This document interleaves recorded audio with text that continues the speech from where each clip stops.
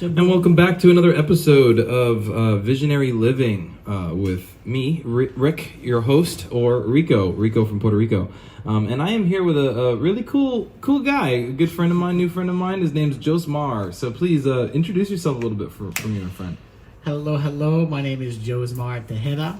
I am very excited to be here. I have a background in a lot of things, and I think I'm going to get into it in a bit, but I'm really passionate about transformation from the inside out. Okay. Awesome. So today we're going to be talking about the psychology of change, or at least our opinions of change. Yeah. So I appreciate everyone's viewership, and if you could just hang out while we start our podcast.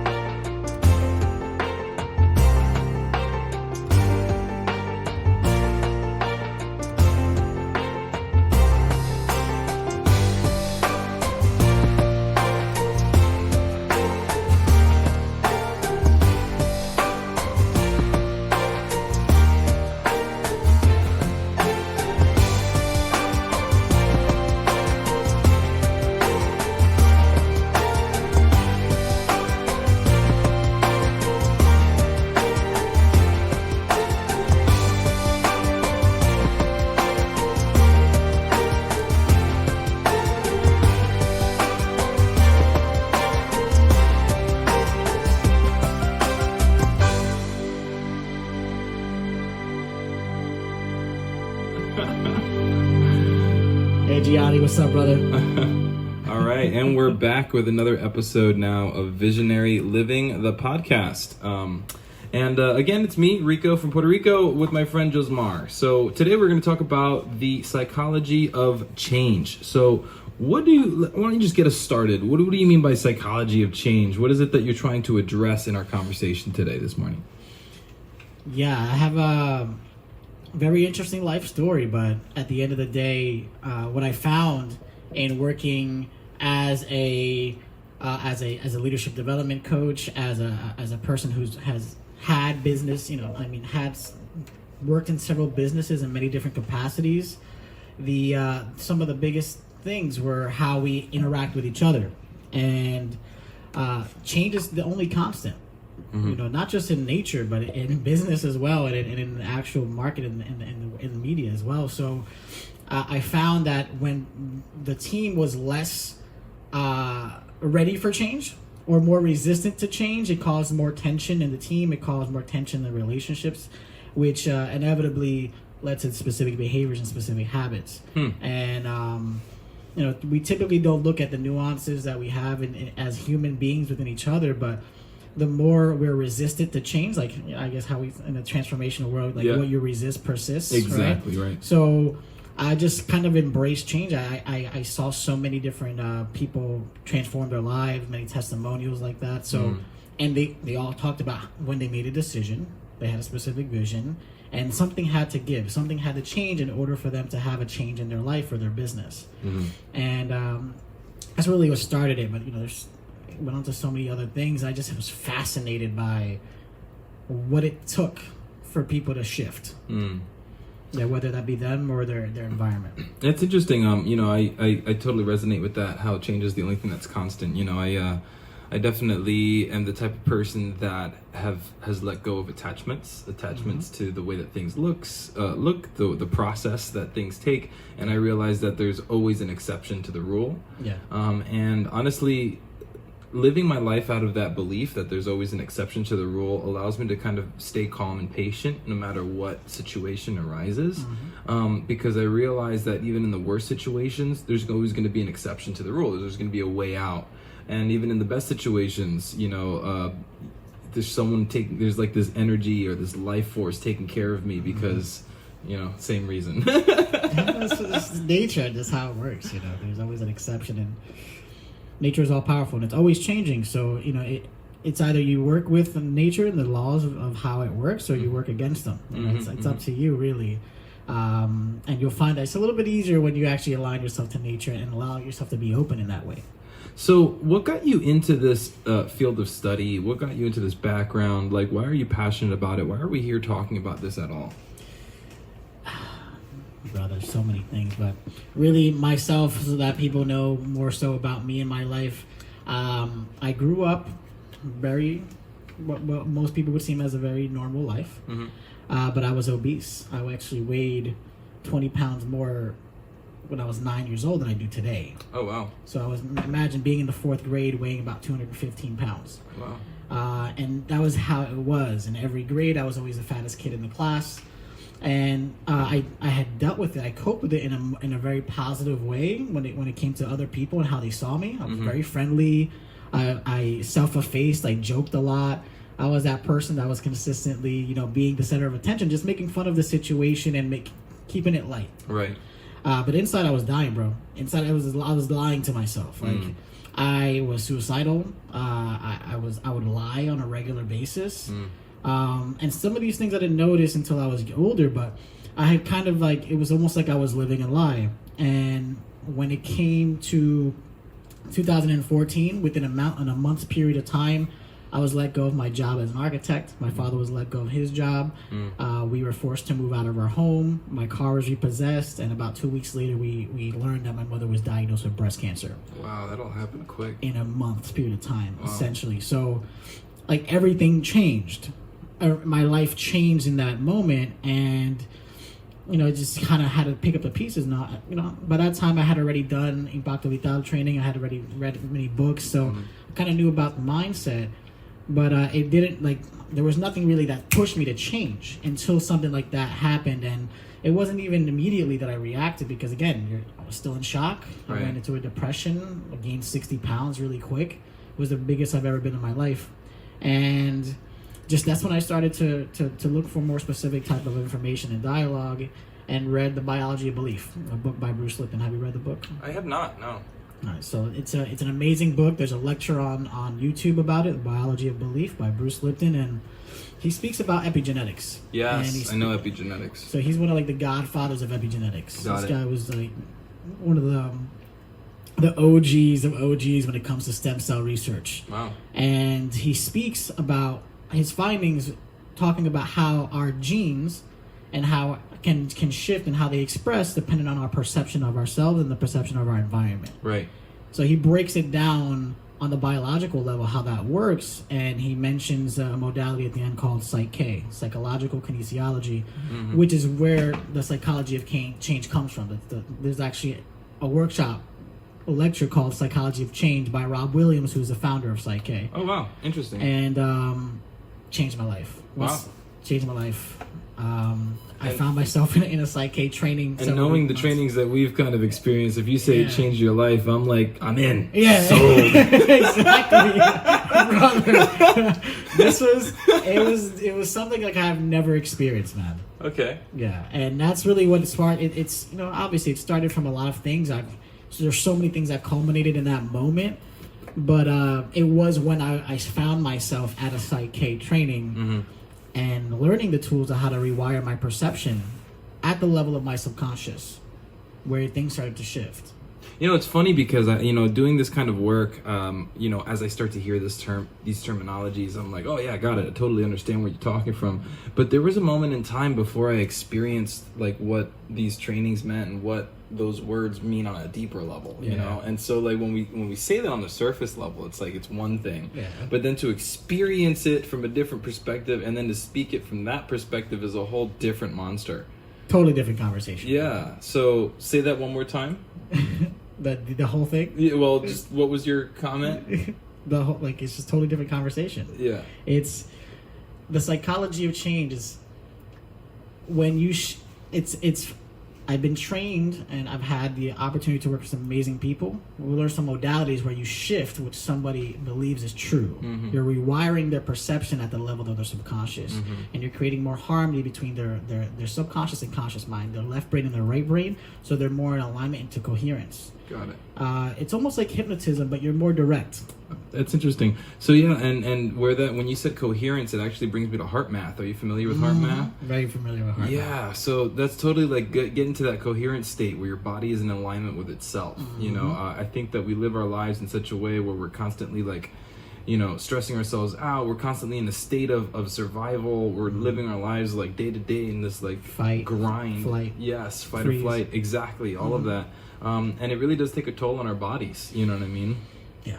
And trust me, that my whole life was like that. I had lived my whole life in that survival mode, and my body showed it. Like by the time 2014 happened, my body was rejecting a lot of the things that I had done to lose weight. I was actually, in fact, gaining weight. Oh, wow. So my hormones were out of line. Like some were weaker, some were stronger. Just the way that they were expressing themselves. My glands were malfunctioning. Right. So it was a lot more than just losing a job and everything. Like my body was just not out of whack. Right. And once I started to realize, the epigenetics that's going on, like how I'm being how I've programmed myself through my experience, through life, with things I work, things that I lived, and things that I've learned, I was just wired for destruction in a way. Like I was kind of going against what I want. My desires were one way, and what I did was the opposite. You were putting water in your gas tank. Yeah, exactly. Exactly. I was working against the grain, right, and feeling the pain. Got it. Cool. So I guess let's take it another notch deeper. So psychology of change. What is the psychology of change? Like how? Let's say I'm a person out there listening, and I am resonating. There's something that I need to get from this conversation. What's the biggest takeaway that you can give? Well, let's take it back when it comes to leadership development and business development. Most people, they're only focused on the results, right? I go into a business like with Josmar. I want to make more sales. I want to generate more sales. I want more coherence in my team. Our team culture is out of line. I'm like, okay, so you want different results, right? So that's focusing first on what you want, right? So it's very important to know what it is that you want. That's where you can start. That's where vision comes in. That's where vision comes in, and even knowing what you don't want sometimes will lead you to knowing what you want. So for some people, that they might be very certain about what they don't want. So that's a good start as well. Right. So we talk about the results and how to get better results. Inevitably, we're going to be talking about habit change. Right? Okay. Shifting something in the habits, and habit change is not sexy. You know, like it's not something that people want to do. Hey, check me out. I just changed my habits. Yeah, you know, it's not sexy. For some, it might be challenging. For some, it might be easy, depending on their lifestyle. Right. But you know, changing a habit, you're essentially you can't just stop a habit. You have to replace it with something else. And again, how it just works. If you want to change your habits, it's imperative that you change your behaviors, right? And I like to break it down like this: like, okay, the results are the reality of the person, right? Let's say X amount of person, they say, you know what, I'm not generating enough money in my business. I'm not. The relationship I have with my health is out of whack. And then as a health coach is a perfect example. Somebody wants to lose 30 pounds, right? And so I asked them, okay, so the reality is that you're overweight and you want to lose 30 pounds. Yes. Okay, so the habits need to change. Yeah, but I don't start with habits, right? So it's like, all right, our perception of our environment and our genetics dictate how we behave. Right? Okay, go a little deeper into that. So we all have beliefs, right? Right. We all have emotions. Right. We have transgenerational beliefs that come from our generations and generations before them, right? That we get as instincts. Well, okay, so let's clarify that, because some people might not even know what epigenetics is. Yeah. So, through science, we've actually found that our life experiences are passed down through our DNA to our children. Yeah. So if you are a joyous person, you've never been depressed before, and you have a child, then they're more prone to being a happy child. Now, if you were to go into a deep depression for 6 years and have another child, that second child might be more prone to depression than the first one was, based on your own experience in life. So that's what epigenetics is, for those of you who aren't really privy to the conversation. So now that you're caught up, now bring us back to where you were heading. Epigenetics means above the genes. Okay. It's how things express themselves above the genes. So we all have beliefs, we all have emotions, we have trapped emotions, which are emotions that we never fully express. Like, you ever been in a situation where, like, you felt bad in the moment, or something happened and you kind of wanted to react in a negative way, but you couldn't because you had to, like, kind of keep cool? Right. So you kind of just put those under the rug. So those under the rug moments, if you don't fully express that emotion, little by little, they start to get trapped in your organs. Physically. You know, I think that Nora Lynn was talking about this in her podcast episode. I listened to a little bit of it, yes. Where the emotional energy gets trapped in your body if you don't release it. Exactly. That's exactly what happens. So that's interesting. So a lot of people avoid their experiences and their emotions when actually processing it is a release of the energy. Yeah. Is that what I hear? Processing is a release of the energy, and when you reflect on because emotions are messengers. They're telling you something is not in alignment, and there's a lesson to be had in going through it. One of even last night with one of my clients, I told him, hey, if you want to shift, you need to go back to the pain, because if you can reflect on the pain and see what the message was and get the true lesson out of the situation, then you can have progress. Because your body gave you that emotion. You gave yourself that emotion to save something in your memory, to recall that from the past, so that you can learn something from it. And until you learned it, you're not going to move forward. I just want to pause you there and say that one more time, because something opened up for me when you said it. Say it again. When you can look back into the past and the emotion and recall and reflect, right, on the pain, then it's when you can have progress, because there's messages in that experience. So we have emotions to save a memory, right? Okay, that's what I wanted to pause you. Yeah. Okay, so you're saying that the purpose of our emotional body is to recall memories. It's one of the more facets. effectively. Emotions play so many roles. But because emotional recall, right? Recall, you're calling again. Like even the word remember is to put the members back together. Remember. So who you were 30 years ago or 10 years ago, whenever you had that specific experience, and who you are today are two different people. Right. So when you remember, you're putting the members back together, so they can have a conversation. I like that. That's what a memory is, and you learn something new every day. You do, bro. It doesn't stop. I learn every day. It never stops. And it never stops. If you choose to learn every day, you do. But you're always learning. It's just a matter of your consciousness. Right. So imagine you have these beliefs, these emotions. Like we talked about, the transgenerational beliefs that come from your family, your spiritual connection, your spiritual culture, your experience growing up, the environment that you're in. There's so many other factors, but these factors are the other purveyors to your behavior. Because if you think a specific way and you have a specific emotion, you react and you act in different ways. Okay, so your behaviors, your reactions, your actions is what builds a habit. If you behave a specific way over time, even if you're doing it subconsciously, you're building a habit. And your habits are generating your destiny, right? Are you familiar with brain plasticity? Yes, I am. Yeah. Yeah. That's a great conversation for habit change, Yeah, right? it is.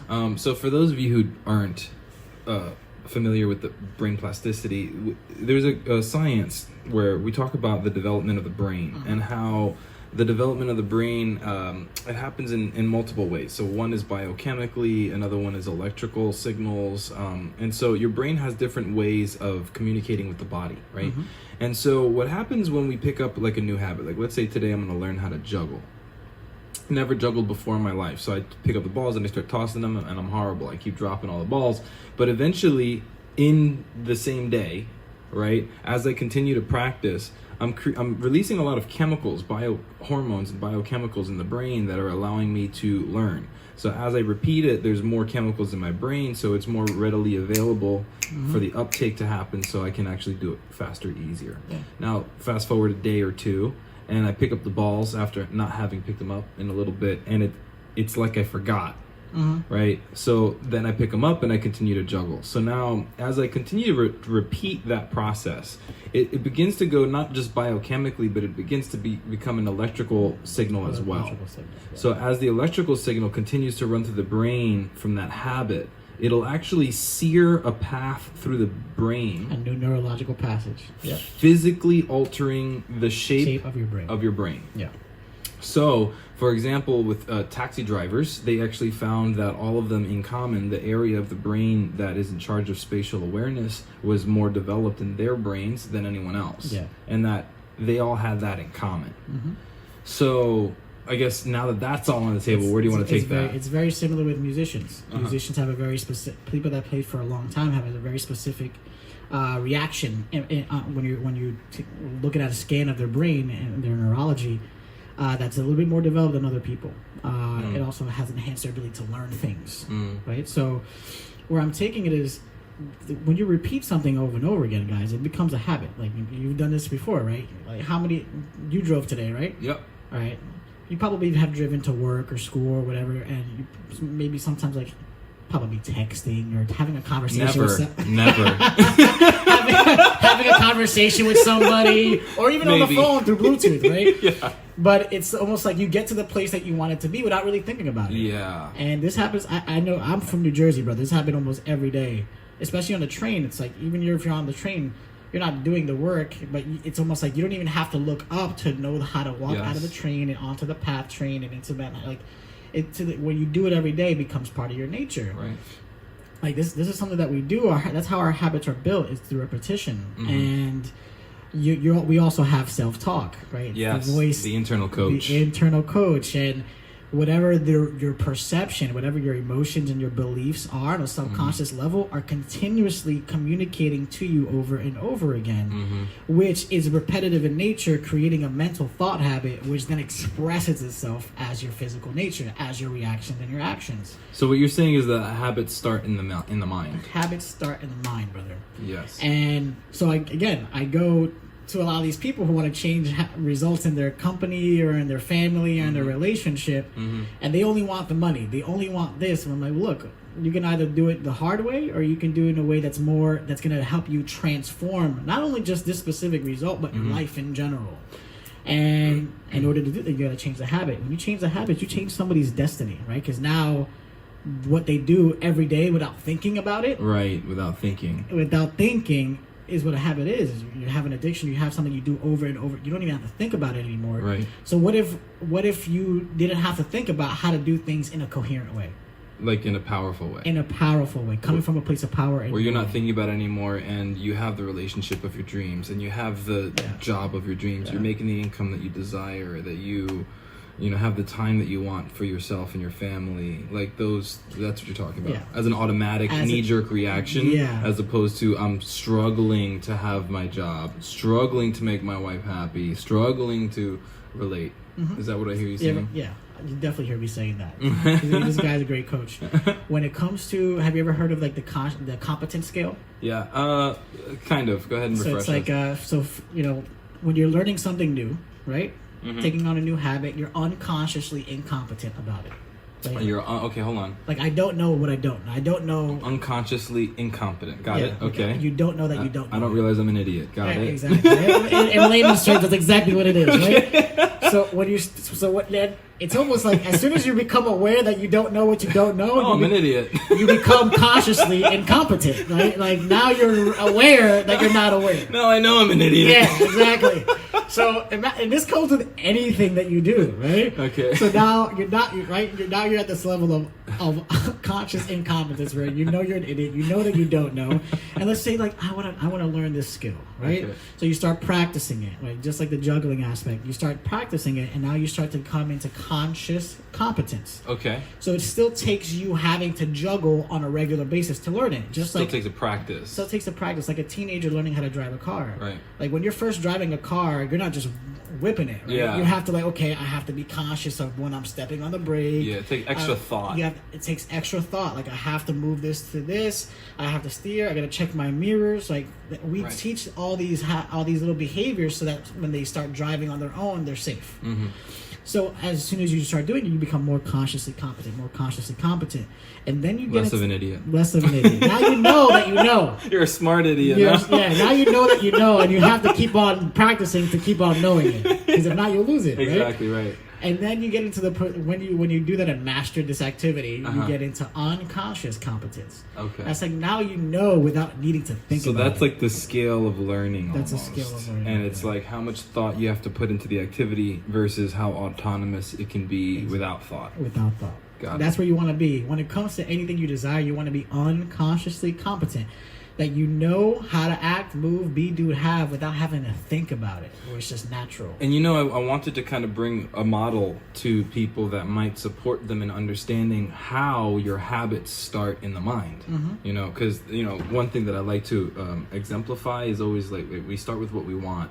The results, and as we work up, what produces our results is our actions. Exactly. So as we go one level up, our actions are what produces our results, but what determines our actions?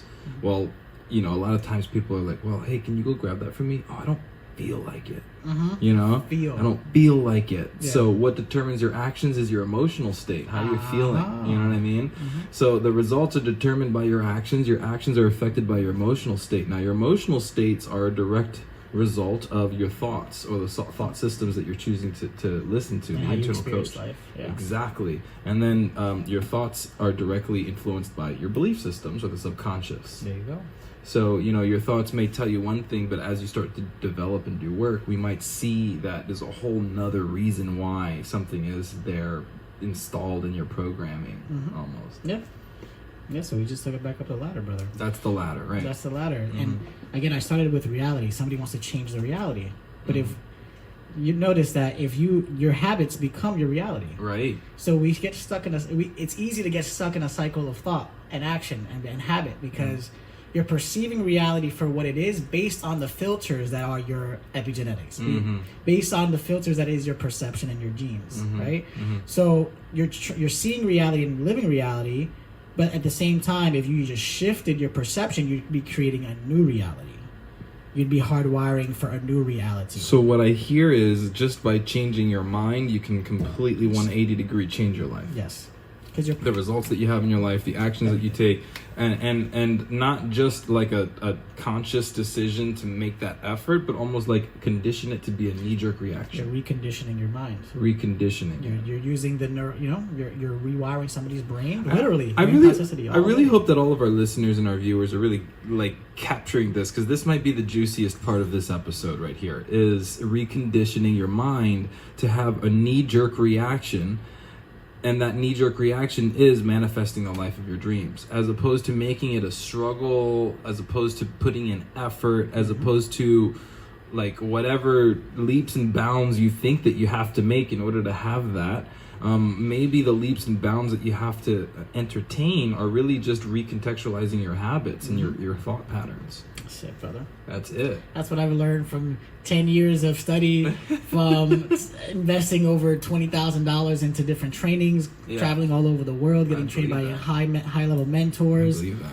And I'm trained in many different modalities because, and it's not, I didn't learn all this at once. Of course, yeah. First, I learned about the beliefs, so I got trained in psychological kinesiology. Right. It's a non-invasive way of rewiring somebody's perceptions, that both of their sides of their brain, their left brain and their right brain, are more coherent when it comes to specific affirmation or desire. So now I have a follow-up question. Yeah. All right. So I don't know if maybe you've heard the buzz, but when it comes to transformational communities and leadership work that's like this that we're talking about, there's like the word cult always comes up.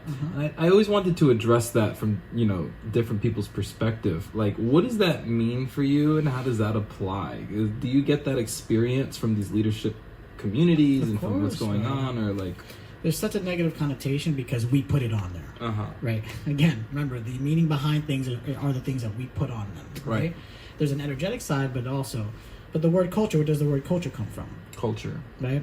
Like, I definitely would inspire you to go and look at the etymology of the word culture to see where it comes from and the origin. Right.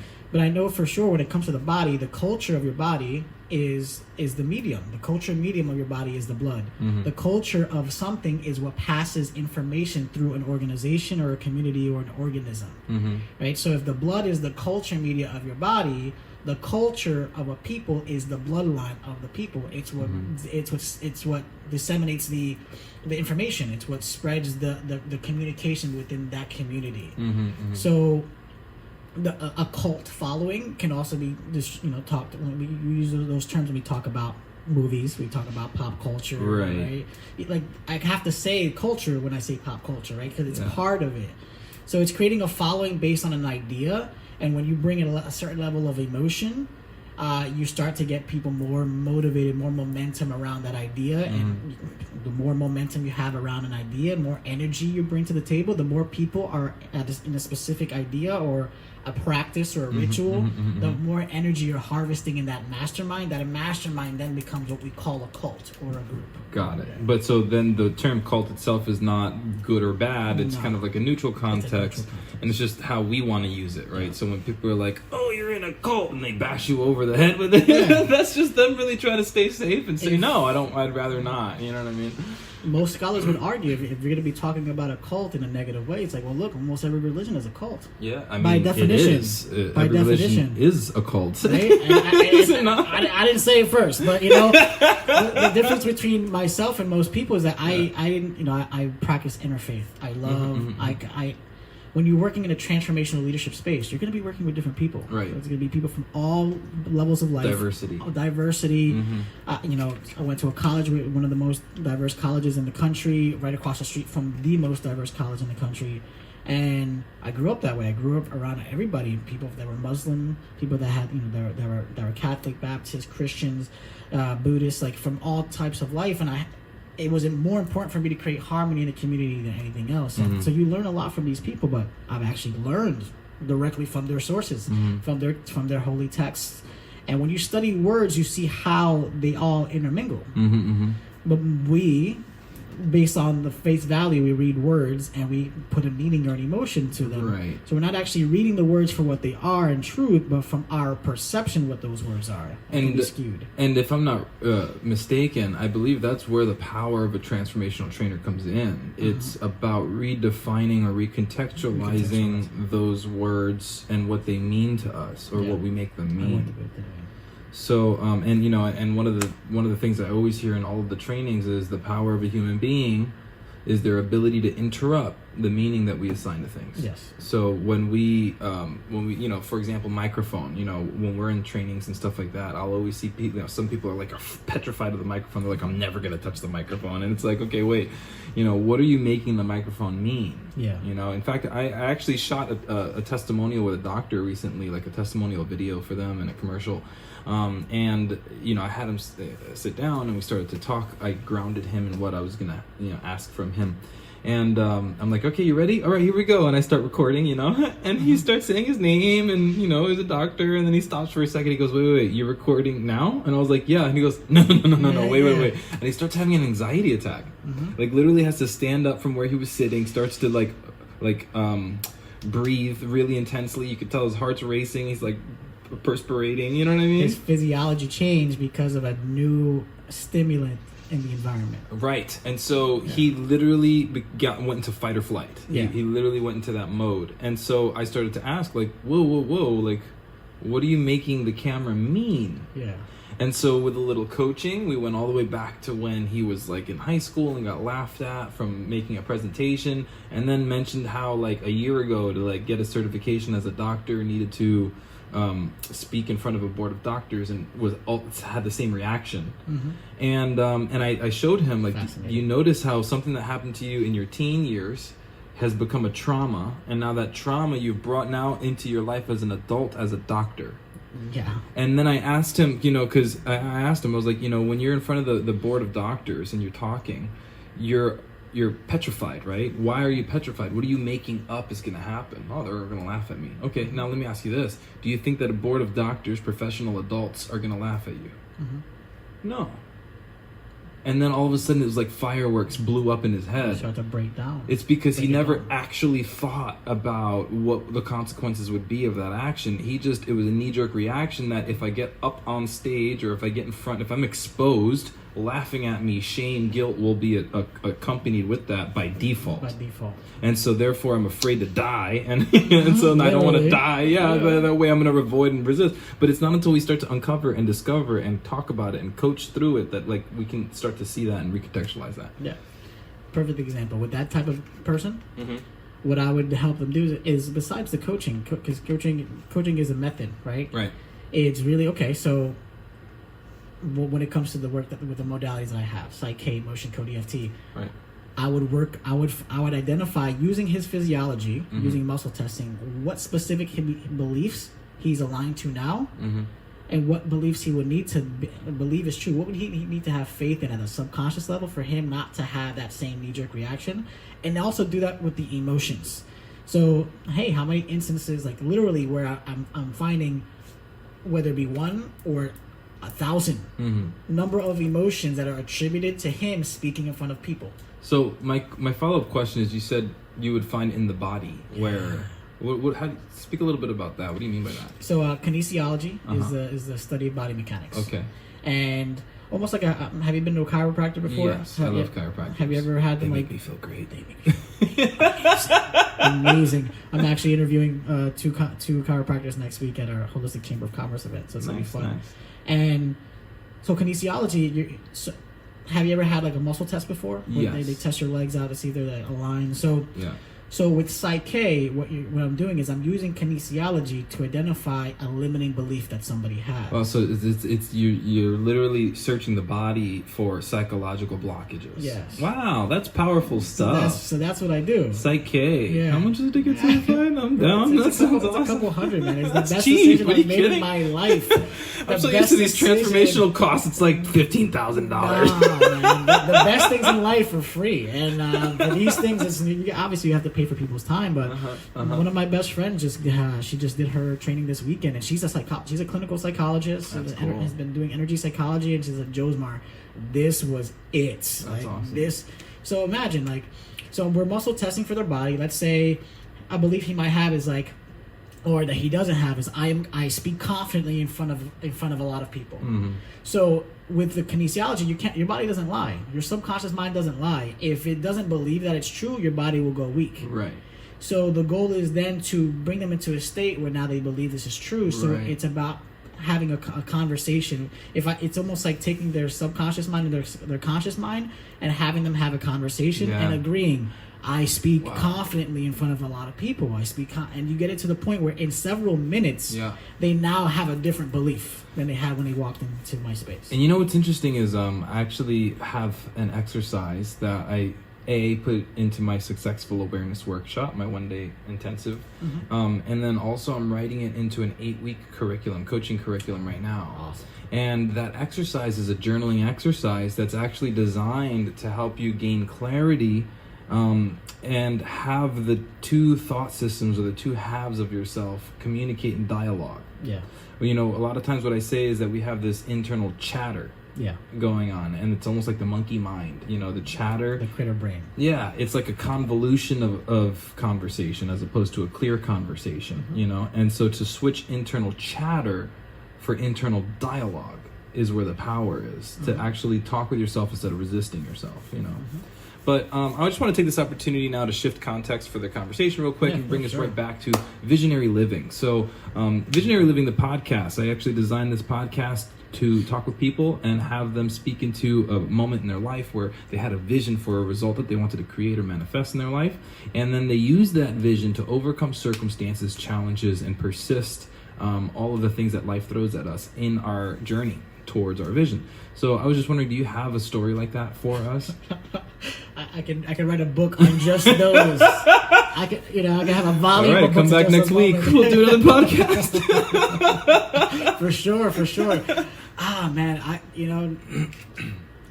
I would like to speak about something that's a little bit more contemporary, something that happened more recently. So okay. I moved.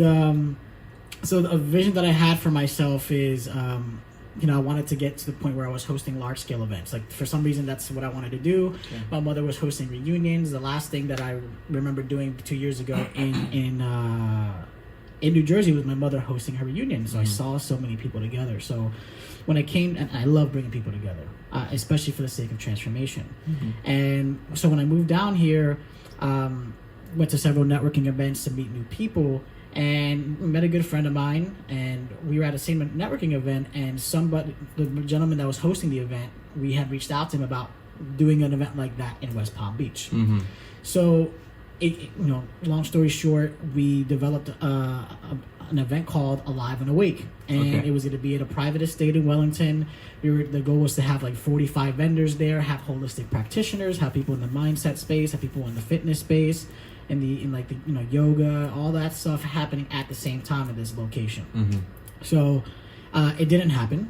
The gentleman that we were hosting it with, he couldn't make himself available to really work it, and it was his name, it was his brand that was kind of holding the weight. Right. So it just didn't happen. And so, but we had that vision already. I had met with my friend, we had created that vision, we had worked on it, we had planned several weeks, so we still had that need. So, now that the event, we had to cancel the event. Mm-hmm. Crazy situation. I taught her Psych K, but she also went and got trained. But in our work together, we helped rewire her mindset because she also wanted to monetize. Mm-hmm. A couple weeks later, somebody else had their own company, their own event that had been running for 5 years, said, hey, look, I want you to take care of this event. If you want to buy, you want to purchase it, you can do that. So, mind you, we're trying to host an event. Yeah. Our intention is to have this huge event with 40 vendors, have a lot of people, 1,000 people there. The plans got canceled, but we still kept on meeting. And then somebody out of nowhere says, here's Mind Body Expo. That's funny, man. Right? Here's an event. And the event for Mind Body Expo was 5 years in the making, right? About maybe 45, 50 vendors. Right. So our vision was to take this event to the next level. Okay. And she had never hosted an event before. I've been hosting events since I was 19. So, and especially in the transformation space. So I wanted to, I partnered up with her to do this. We recruited a team. We manifested a team of leaders who hosted events, and we did a lot of mini event series. Like, guys, we had to do a lot of work, but we did the work because we had faith that in doing the work the way we were doing it, we'd get more people there. So we had 90 vendors at our Mind Body Expo in March. Nice. Which is double what we've done in the past, and for us, that's what we wanted to do. We almost doubled the amount of people at the event too. So our vision was to create this large scale event and do it from scratch. And then midway through that process, because we didn't stop and we didn't quit, an opportunity came out of nowhere that gave us a vehicle that was already running. It was just a matter of taking it to a whole other level. So we use our expertise in marketing and advertising and video production to get it to that level. And it was just an amazing space. Like, I had a vision of maybe about a year ago, around this time, about what it would be, and we had that vision together, and then it manifested in March. Isn't that funny how sometimes it just takes having the vision for life to just kind of bring it all together with gravity? Yeah. Like in this serendipitous way. It's actually happened to me recently too, is, my vision for this podcast is to really have this set me up for my bigger vision, which in 3 to 5 years, I want to own a center for transformational self-development, similar to what we've experienced. I set the intention 3 to 5 years, and like 2 weeks ago, someone's like, hey, I'm opening a center. Do you want to collaborate? And I was like, shit, yeah, that was fast. Okay. Cool. All right. Well, I guess I'll learn from you as I still maintain my vision, because and again, I think that's important to bring back too, is like, my vision is to own my own center in 3 to 5 years. So here comes an opportunity to run someone else's center. I don't want to let it distract me from my original vision. So yes, and what can I create, additionally on top of that? Brother, you're learning as you're earning. Yeah. But that's the one of the best things to do is go to school at work. Yeah. Most people forget that they're always learning. So if you can learn how to do something, even if it's helping somebody else develop something, you're learning how to develop that. Right. And if it's aligned to what you want to do, you're learning it through another person. Circumstances, people, and events start to line up. Right. And then you also have the knowledge, and you can take action on it as well. Now that you're in a position from knowing, the level of investment that you can take is a little different. Right. So yeah, but there's so many experiences like about having a vision. A vision is so important, brother. Before I was a sales strategist, before I was in the space of transformation and mental transformation, I was an architect. Right. So I designed buildings. Right? And when it comes to visionary living, like most people don't think about architecture this way. Architects design things that are not real. Okay, so they imagine a building, or even if you're redeveloping an original property that's already built, you're doing a renovation, a renewing of the interior. So you have to visually imagine how you want to create that. Right. Then you have to put that into a plan, into a blueprint. A blueprint, right. Right, and it's got to be to the point where... A drawing. It's a drawing, right? Or a set of drawings, or graphics. And it's got to get, I like the word blueprint. So then you have to put it on this paper so that other people can then see the vision that you have. Even if it's a skewed version of it, it's enough so that they have instructions on how to build it. Okay. And I had an opportunity to work in the design build in the world, so we didn't just design the building, the design, the renovations. We also constructed them. We were the construction managers, we were the GCs. You did all of it. So I was able to see very early on in my career designing something and then building it, right? And sometimes it takes resources, hiring other people, hiring teams of people to help you do it, and getting, you know, kind of co-creating with people to create and construct the vision that was a design. Right. And I see business development in the same way. I see personal development and especially body development in the same way. Yeah. You have to have a vision first, and then what's the plan? Like, how are you? What are the instructions that you're going to give your mind, your subconscious mind, and yourself and the people that you're building that specific plan with, so that you can take actions every day and manage the construction so that it's finally built. Yeah, I agree. That's a cool analogy with the architectural and the vision. You know what I mean? Yeah, I definitely feel like, you know, even in a moment-to-moment type of basis, to get grounded in, all right, what's my vision right now? You know what I mean? Like, I've had moments where something unexpected happens, like someone's coming out of nowhere yelling at me, and I don't know what went wrong. And in that moment, it's like, okay, time out. Instead of just reacting and getting like, well, screw you too. You know what I mean? I stop and I just, okay, in this moment, what's my vision? What do I want to create at the end of this? You know, I want peace, I want connection, I want trust, I want, you know, whatever. And then from that, in that moment, all right, now what actions can I take right now to have that vision turn out? Yeah. You know, so vision doesn't have to be like a 3 to 6 month in the future type of thing. It can be literally in this moment for the next. But how important and crucial vision is to our day-to-day actions. Yeah, for sure, man. It happens on a regular basis. I hope that saved for you. Yeah, it saved the first half. So. Okay, all good. But let me... let's go ahead and bring it to a close. How's that? Yeah, we can do that. So I mean, we're in the last 5 minutes of our time frame anyway, so it's perfect timing anyways. And I'll grab the audio off of a different video. But so I just want to say thank you for your time, big time. So let's take this moment now. You know, if there's anything that you want to speak to, so you know, in case our listeners listened to you and thought that whatever you had to say was amazing and that they want to follow you and see what you're up to, whatever. I want them to have that opportunity to be able to know what you're up to and see your stuff and see what you're up to. So if you could just plug yourself, you know, what are you up to coming up? What do you want people to know about you? Okay. Follow me on Facebook, Josmar Jose Tejeda, or Josmar Tejeda. On Instagram, Josmar J Tejeda. I also have a profile called The Habit Shifter, and over the next few weeks, I'm going to be launching my websites in a different way now that I have a different focus. So in about a week or so, check out consciousleverage.com. You can also check out thehabitshifter.com. Give me about a week or so because I'm redesigning it for you, so it's a lot easier to navigate. I'm putting free downloads on there, videos that people can watch to kind of learn more about what I do, or just what, you know, the psychology of change. And I'm actually doing a couple case studies right now with some people. Oh yeah? And yeah, I have transformation coaches that I'm working with that are going through my program. I have some old fraternity friends that are going through a program as well. Nice. So I'm developing new, like before I just start getting people to do something, I want to test it first. Right. It's like a scientist, right? Yeah, so smart. So I have that going on, and in about another month, I'm going to launch a self-reflection cleanse, which starts to speak about the mind, but also the body, the mind and body connection. The food that you eat is just as important as the mind, the thoughts that you consume. Right? Yeah, the thoughts and the emotions and the food, all of that play a role in your body's physiology and how you react to situations, right? Your energy and your state in the moment. Right. So yeah, just keep on following me on Josmar Jose Tejeda on Facebook. That's probably the easiest way besides Instagram, Josmar J Tejeda. And I'll be making announcements on there when my websites are up and running. I'm part of the Mind Body Expo team still. I have partnered up with Well World TV. You can find us all on Facebook. And the Holistic Chamber of Commerce in Boca Raton. Nice. These are different organizations that I've partnered up with and I still work with. So, you can meet me there at their events, but also, there's an event every moment.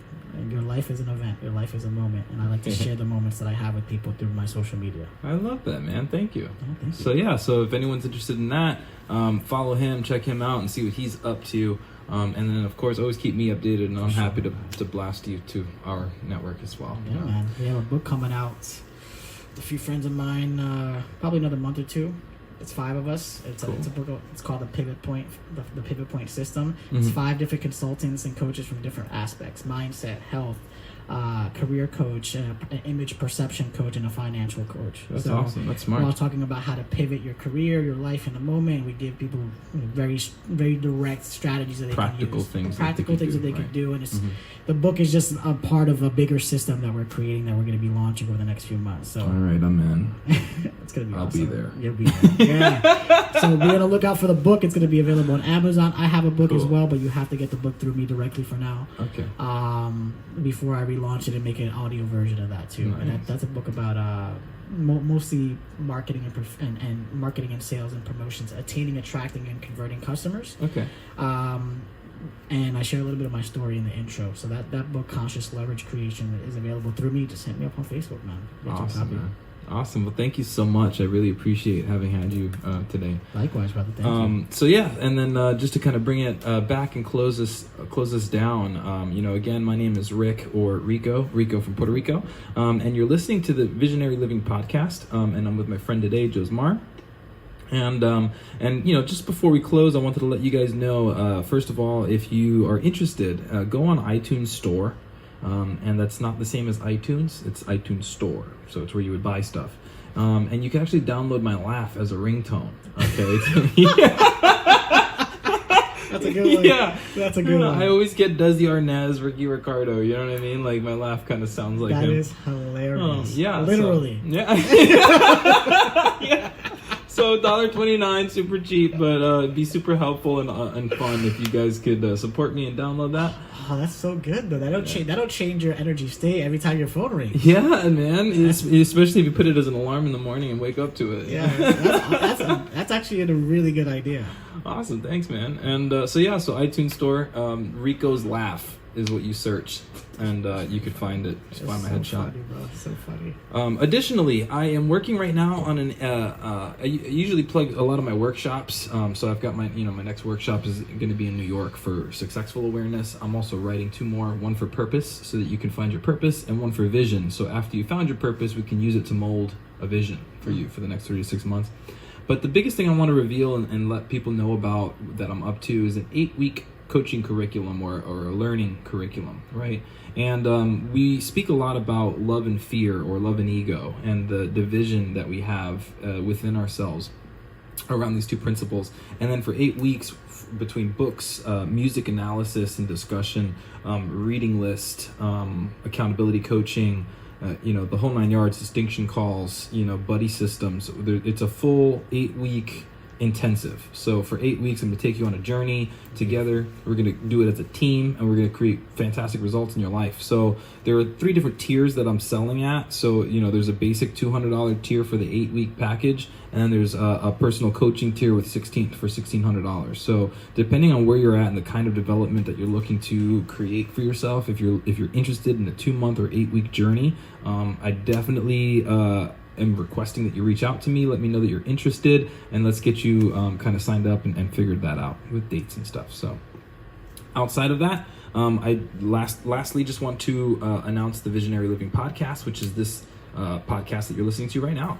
And Visionary Living is really about bringing on guests to talk about a moment in their life where they had a vision for their life that they wanted to manifest or create, and then they use that vision as fuel, as inspiration, as motivation to overcome any challenges, circumstances, what have you, to then have the end result that they say that they want. So I really appreciate everyone's viewership. I also wanted to dedicate this podcast to Brenda Rivera. So Brenda Rivera is actually my mom, who passed away when I was 13.